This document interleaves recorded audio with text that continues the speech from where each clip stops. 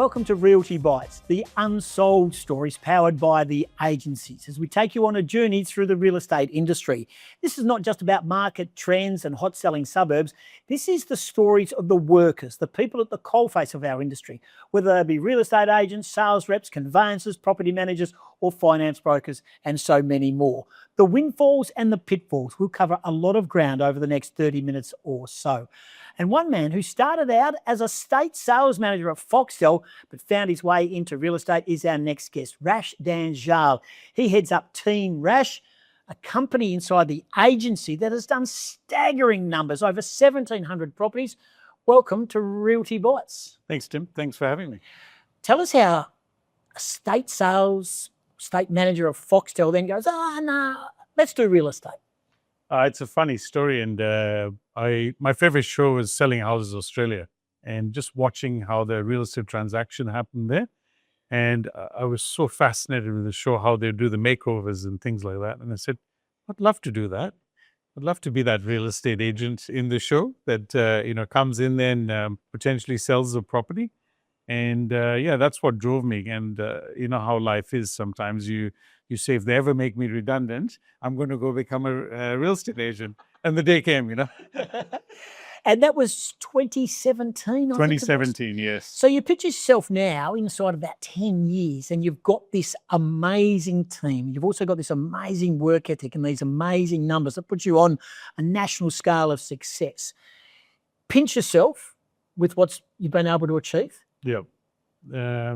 It's been a long journey. It hasn't, of course, come easy, but I'm amazed with what we've achieved, So sometimes I forget. I still think of myself as a rookie because at the end of the day, this is a very it's a sales business. You're only as good as last week. So you've got to continue to do better, improve, and keep moving forward. It's a volatile industry, whether you can get many listings, whether you get listings long enough, whether you work your database. There's so many whys and wherefores in our industry. We don't get much sympathy from the outsider looking in. If you say, I sell real estate, well, you must be rolling in it and stuff like that. How do you answer that criticism? Yeah, I mean, that's a perception issue. Yeah, most times in the market, people think real estate agents, make millions of dollars. They look at the signboards out there. They go, here he goes. He's made more money now. The reality of the situation, it is a business at the end of the day. Even an agent on their own is running their own little business. Like any business, it has its ups and downs and challenges. While you might have good months, you still have to win the race. Yeah, a couple of good years doesn't mean that you've made enough money to retire. But I think it's important to educate the public on that real estate agents actually do a lot more than what's been given credit to them. And again, in that trust cycle, one of the things for me was to change the perception of the public of who a real estate agent was. Well, it was one of my goals when I started in the business. Have you won that battle? Have you won that trying to convince people? And you can only win it one person at a time. Of course, there's other ways to let the world know that, you've done that. But for me, that's very important. That's one of those things that if you have an interaction with me, I can just keep it simple, and help you out and support you with whatever you want to do, whether it's to buy a property, sell property, or you're just confused and just want an honest opinion. Early in my career, a lot of my peers would say to me, are you crazy? You told them not to sell the property. I said, well, in that scenario, I didn't feel it was the right advice. So I still stick with those things. It's not about the results this month, next month. If it's not the right time or it's not the right thing to do, I'll give them advice to perhaps not sell or find finance options to keep their property if that's the best decision for them. You're listening or watching Realty Bites, of course, powered by the agency. And this podcast is not solely for agency workers. It's going to be a whole cross section. But what has the agency provided you, and how, when we speak, it's the team and the guidance and the support network and the back of house team. Is that crucial to building your business? 100%. So when I left Foxtel, I came from a corporate background. So I did my own due diligence and research on the kind of business I wanted to join. And I had shortlisted 2 companies, and the agency was on top of my list. And second was michaelkeel.com. So I watched Michael for many years through his social media, and he also documented his life for a year. So one of those people that really influenced my decision outside of selling houses in Australia and watching the show and and all that fun stuff was I watched Michael and I watched the kind of person he was, and it gave me a sense of confidence that, you know what, I can see some similarities in us, and I'm happy to take the leap and change careers and go in a totally different direction. Came at a price, and when I say a price, we'll talk about the sacrifice more than a price. Family, not being home, being on the phone, having a young family, which you did have a young family at the time of making the leap, and then another one came along. Yeah. How important is that? Because it is not a 9-to-5 job, and lines of communication are open 24/7. Yeah. So initially, when I changed careers, of course, there was a get rid of the fixed income that you see month in, month out. Secondly, having a new child. My wife had her own business as well. I was going to start my own business on top of her having her business, and then having a newborn as well in the house. So these things are complicated. So one of the things we did was discuss that. I said, look, I'll be gone for the whole year, 7 days a week, 12-hour days. Are we okay with that? Because if we're not okay with that, then this is not going to work. Because I knew that it's going to take that to launch a career in real estate when no one knows you. No one knew who Rash Dhanjal was. I was the Foxtel guy that did well in that business behind closed doors. But in the public, no one knew my capabilities, what I was able to do. I would need to educate the market on who I am, build a brand, build a personal brand as well. And that takes commitment from home as well. So, and that's the agreement we made for 1 year. And to be honest, it took years. The year was end, and my wife would say, or my mom would say, well, the year's done. Are you going to be spending Sundays at home or Saturday afternoons? And it's the kind of business you need to spend those years building it, and then after that you can adjust accordingly. Were you suburb centric when you first started? I was never suburb centric. I had Beachmoor where I lived, so I wanted to do work around there. But I always looked at it as I'm a real estate guy. I'm not a suburb guy. So I looked at real estate differently. And back then it wasn't cool to go and sell a property outside your territory. It wasn't it wasn't a successful agents didn't do that. Let me put it that way. Yeah. If you sold all over Perth, there was only a few in town that did that. Then you were just heading in the wrong path.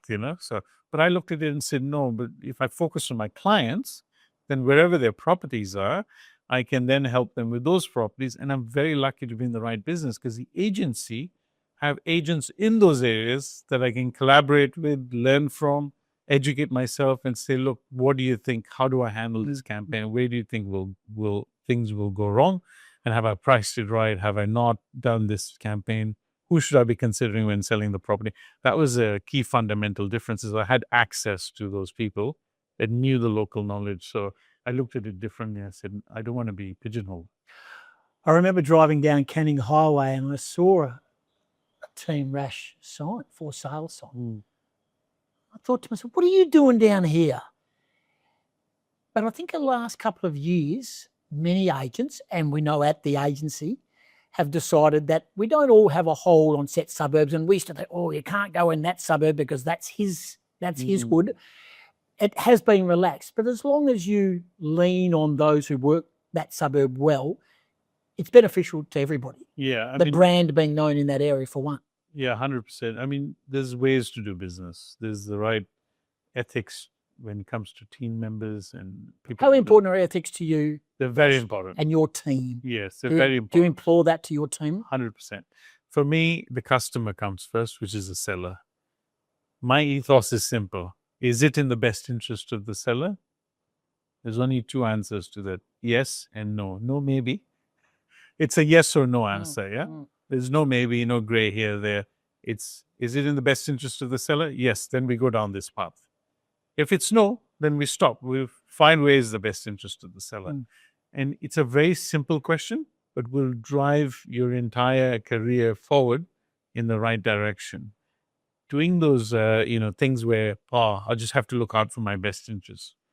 Tim, there's times I didn't have money. So I have decided to go the seller's best interest and not sell a property or make a decision to delay settlement and things like that, So that's the thing that people don't understand. We work for the seller, and as an agent, we have to make sure that our sellers are well taken care of. How quickly has the industry changed from the first time you put your first signboard in to now? Not just for you individually, but the real estate caper that we work in.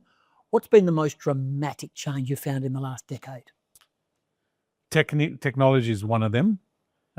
Businesses like the agency, and now, agency was an outlier earlier. There's, the lone wolf mentality has changed. Now people are coming together to collaborate, to work with each other, share information. That wasn't the case when I started. You were really, the industry hadn't seen that progressiveness in the industry, the progressiveness to use tech, to collaborate, and all those key things that have changed in the industry. And now with AI coming around the corner, we either adapt or perish as real estate agents and businesses. Very true. Adam Simpson, former coach of the West Coast Eagles, pulled me aside, I reckon 12 months ago, and said to me, if you're not using AI in media, in real estate, in MC work and in life, you're going to get left at the station. Doesn't mean it's completely 100% foolproof or bomb-proof, but it is a great help. How are you going with the adaptation of AI? And you are very good with your social media, and we have a number of people who are, not just at the agency, right across real estate. Are you constantly feeding your brain with the way that technology is going, or are you getting help from inside your business? No, I am learning it myself, because there's only one way to shift the business, is if you're comfortable with it. Otherwise, what happens is, I don't know that, I'm insecure about that, and I'm not going to head in that direction. So I spend anywhere from 2 to 4 hours a week learning about the new AI tools. I implement them in my business. We use a lot of different language models for different purposes as well. We're using all this stuff because over time, we're going to have to evolve what we do as a business. But it starts with the little stuff, like refining your ad copy, giving that in there, learning about heavy documentation in a better way with the Notebook LM. There's lots of ways we've used AI in our business to share information, help the team, help myself understand some sort of legislation or something that that is heavy read and hard to understand. But for me, I just need to know the bits that are important to me.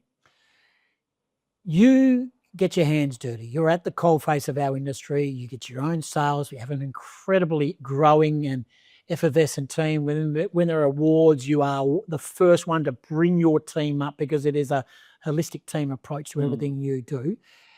But you don't look to me as a bloke who would sit in an office and go, oh, yeah, how are you going? And I'll take that clip there, and I'll take that clip there, and I'll take that clip there.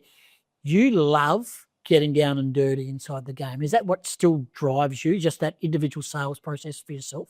Yeah, it's very simple for me. I'm not a licensee, like I'm going to sit in the office and do trust accounting and all that sort of stuff. I'm a sales guy at the end of the day. I love the sale. I love ringing the bell. And I love having that excitement that another deal's done, let's move to the next one. It's that energy and that buzz that real estate has given me that, in my previous job, I had a lot of it in my early years. But I like this. It's real estate, while it's still transactional, for my mind, I like the fact that I can go to the next exciting thing and move forward, Are you a goal setter? Yes, 100%. Every day, every week, every year, every 6 months? We track our annual goals, but it's tracked on a live number. So on any given day, I can tell you. So currently we're at 437 deals. I know what your goal is. Yes. You want to get 1,000 in the year? We want to get to 500, and then maybe the Team Rash group can get up to 1,000. But yeah, you've got to get to 500, then develop other team members, because if they do really well, then we all do well. Yeah? Are you a quantity seller or a quality seller, or a bit of both? A bit of both. Yeah. But everyone has a price, and everyone has a budget, and everyone has a house, and everyone has a purpose, and everyone has a reason to sell. Yeah. You have to you have to maneuver with all of that, don't you? Yeah, I mean, if you asked agents 5 years ago, do you think someone should run a team and sell close to 500 sales? I'd say, why would you do that? You can do your own 100 deals a year. But what's the fun in that? Or trying something different. And for a long time, I had this thing in my head. I said, the game is going to change into super teams. I had to think of super team, super team, super team. And that's the kind of direction I went with the business. He says, bring people on, educate, improve their competencies in sales, in business, have them around, make it like a family. And at the end of the day, the buck stops with me. Someone's not happy in my business, it's my fault. You do have an incredible family. A talk of your real estate family. You've got an incredible family as well, your beautiful wife and children. We'll talk about that family. What type of people do you bring into Team Rash? What person gets a gig in Team Rash? Someone that is willing to push themselves to become better. I'm not looking for the sharp, suave person that can sell anything. I want that raw diamond where you can go and improve their competencies, teach them, that are willing to take the time as well. It's not an overnight thing. Some of my agents have taken 2-3 years to get to that level where they're very good at what they do. But it takes time. Yeah. How much time do you have for the individual? They come across and say, okay, you're our boss. I need help. And you're trying to sell. You're concentrating. Your phone's ringing hot. You're on a roll. How much time can you take to allow to help some of your staff that they need some guidance? Yeah, so look, I've done a lot of work in the way I handle my day-to-day. So, for example, I don't handle any of the, really urgent stuff, but that's not important. That my team handles that because they'll be able to turn those things around really, really quickly. And, the things that are not urgent but highly important is time with the team, the training. I've got time for that. I need to have time for that because if I don't, then the business falls apart. And I can tell when I'm shifting my focus on the wrong stuff that the team then feel neglected or don't have the support they need or might spend 6 weeks where nothing's happened with a particular individual. So I'm always watching, seeing, okay, who does need the support? What do we need to do now? Chatting with Rash Dhanjal, of course, from Team Rash at the agency, and over 1,700 properties that's at the moment in that time as Team Rash. And on a national scale too, your numbers are quite incredible. You fly the flag in numbers for the agency in Western Australia, but that's really putting you on the beating our teammates on the East Coast. Proud? Very proud. We always think they're better than us, and it's a psychological barrier. And to go against the national guys who are selling large apartments with big project sales and all those wonderful things they do over East, it's so good because we have to help each family at a time to try and compete against that and across the state. Yeah, so it's amazing. And if you'd asked me if this is going to be the case, I would have said, "Oh, that looks impossible." But we want better competition in our business. That's one thing that drives me is the fact that I've got competition and I'm going to try and compete against the best in the business. That's very important. If you don't have that in your business, you're dead in the water. There's a lot of mentors and real estate experts. There's podcasts aplenty. There's another one right here, right now with the Realty Bites, of course.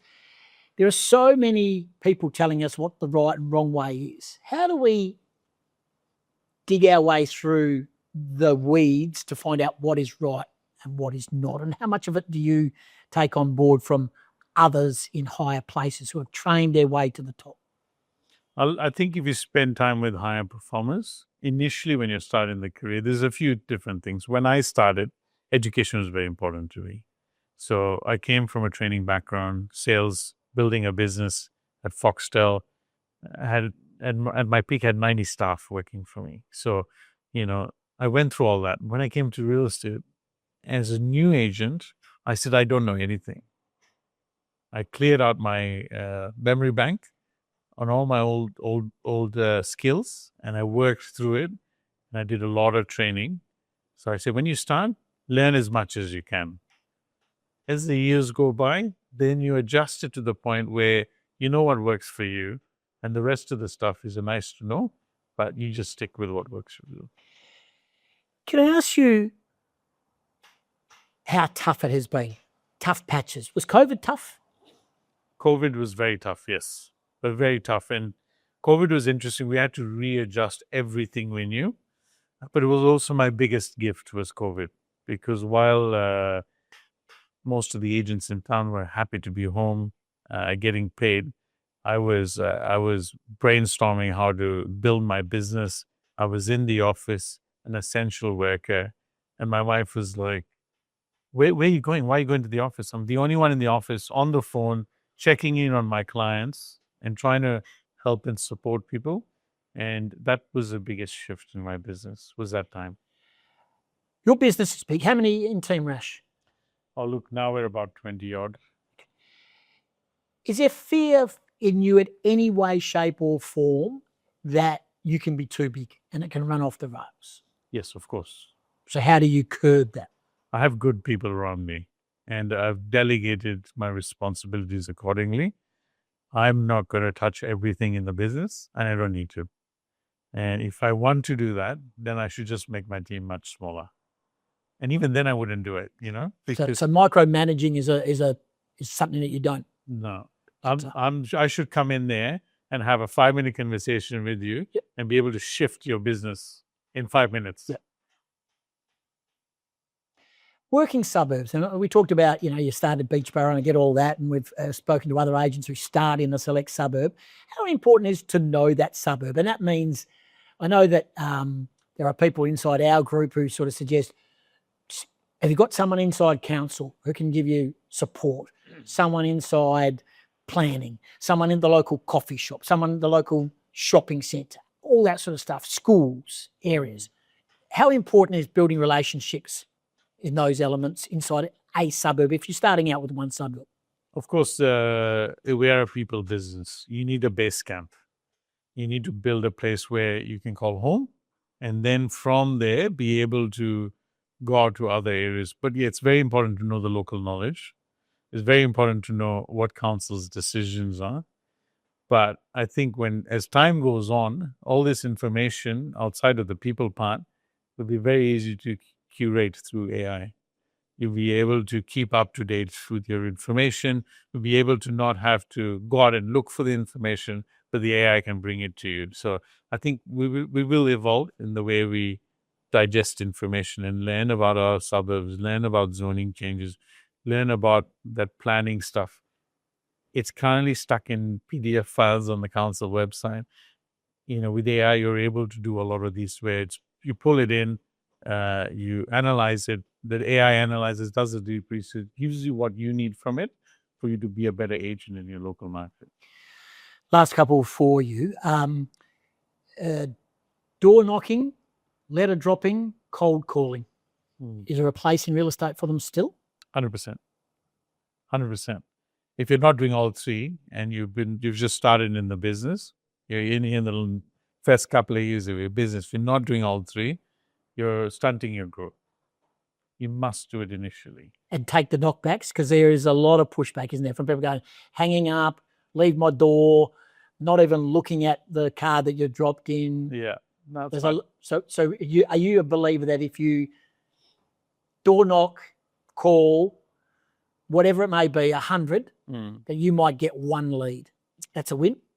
I kind of analyze it as the caveman approach. You grab your clobber and you go knocking on rocks. And over time, you start realizing some of those rocks are less efficient. So then I'm only going to go to that rock when I need to, when the sun is setting, and knock the 5 and then get out, because you then learn how to analyze it. But initially, do not go for efficiency, because the ones that are really successful in this business don't think they do. Efficiency, it comes once you have the results. You're too busy. Then you go and do efficiency stuff. What you find a lot of new agents do is they go, if I take this shortcut, takes me down this road, I can do this, that, the other. Well, no, just go do the basics first. A lot of our conversation has been about technology, AI, whatever we use, pitch and sign, DocuSign, all those sort of stuff.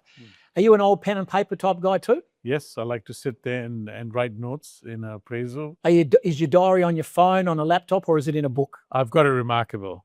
So it writes like... Gotcha. Yeah, and I like that because I can send my notes off to my team. Great. And it's there. I can always review it. And there's something amazing about writing. Although my handwriting's become really bad since Only you can understand it. Only I can understand. That's not a bad thing. That's not a bad thing. Hey, 10 years ago, so what Rash knew 10 years ago to now, just give us what would you have done differently for setting up this amazing model that you have at Team Rash? I would have got admin support sooner. Yeah, I would have tried not to handle all the administration I did in my early years, and just bitten the bullet more and invested more money and time with having some administration support there. Numbers aside, where do you want to be in 10 years' time? You. Me, yes. I really want to enjoy my time with my children, and want to be their friends when they're in high school and teenagers. Enjoy going on holidays and things like that. From a business perspective, I want to continue to grow and evolve, but with a balance, because I've not had balance in the last. I don't think you have either. Yeah. From an outsider looking in, you've got an incredible stoic wife and very resilient children, and probably another family network around that. Yeah. But you work incredibly hard, but with hard work comes success. So you're probably setting that up. So it's a bit of a catch-22, is it not? Yeah, 100%. But when will you do it? And this is the thing the way I looked at it. Of course, that's had blowback with my family. My relationship with my son's been difficult as well, because as he was growing up, that was never on. My relationship with my daughter is different because she came a bit later, where I had a little bit more time. So these are the things that it's okay. What happens. They're beautiful children. They have beautiful parents that care and love for them. So next phase is about spending time with them, spending time to get to know each other, I guess, a little bit more. It'll be good. Last couple for you. Quick fire questions, quick fire answers in response. Coffee of choice. Mocha with lactose-free milk. Mocha with lactose-free milk. Really? Yeah, of course. You're a lactose-free type of guy. No, I just like the taste of it. No. All righty. Sporting team. Who's the one sporting team you follow or sport you follow? To date, it's Liverpool. I'm a Liverpool supporter. Going through a tough patch at the moment, Liverpool, but spoiled. You've been spoiled. We've been spoiled. We've had really good success in the recent years, but it's all good. It comes in roundabouts, yeah. So, describe a home open in a paragraph. What does a home open mean to you?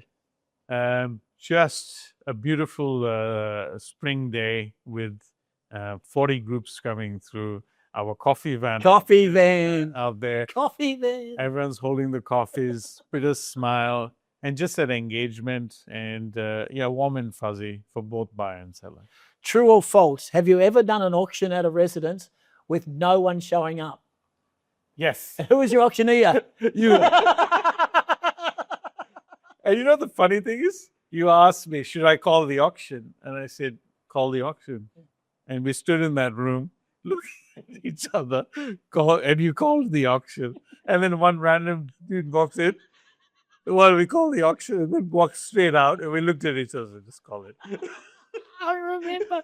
There's been a few of those that we've had around across the journey. Yeah. Last one. You do the world's best appraisal. You have all bases covered. And you don't get the listing, and you see a for sale sign up with an opposition agency. What goes through your head? I get upset, and then I try to analyze, did something go wrong there? And then I move on, and that's now down to 3 seconds. Okay. It used to take me 3 months sometimes to get over something. And as time goes on, it just comes. I'm a grudge holder, mate. Yeah. And I hope they don't sell it for what I thought they could get. And I make sure, and if I see them in the street, Yeah. I'll let them know. That's not how to do You, business. you have to let it go. I think so too. Yeah, and the quicker between the reactive nature of the brain going, here's my response, and you have to bring that down. If you can get down to seconds, you have a better life. Well done to you. Hey mate, great chatting. This podcast, you sit down and you talk to people inside the industry. They could go for hours as they take on a journey. You are a fascinating watch. You're a fascinating story. You're incredibly successful. And if I could walk away with just 1% of your skill set and the success you've had, mate, I'll be better for it. So thank you for joining us. Good on you. There's Rash Dhanjal, of course, from Team Rash at the agency. That has been Realty Bites, powered by the agency.